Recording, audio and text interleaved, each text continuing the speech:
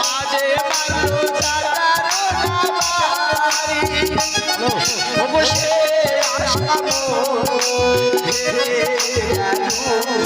বসে স্বপ্ন ভেঙে গেল